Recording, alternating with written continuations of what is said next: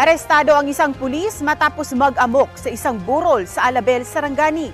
Batay sa investigasyon, bumisita ang sospek sa kanyang kaibigan sa barangay poblasyon kung saan may burol. Sumali siya sa pustahan at nakipag-inuman. Ilang sandali lang daw ay nakipagtalo na siya sa kanyang mga kasamahan at bumunot ng baril. Umalis din naman ang sospek pero bumalik kalaunan. Doon na nag-report sa mga otoridad ang mga kaanak ng namatayan.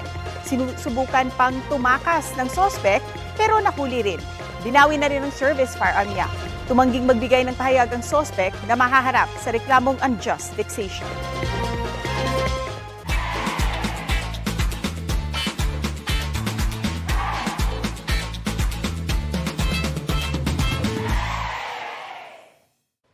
Kapuso, para sa mga maiinit na balita, mag-subscribe sa GMA Integrated News sa YouTube. Sa mga kapuso naman abroad, subaybayan nyo kami sa GMA Pinoy TV at sa www.gmanews.tv.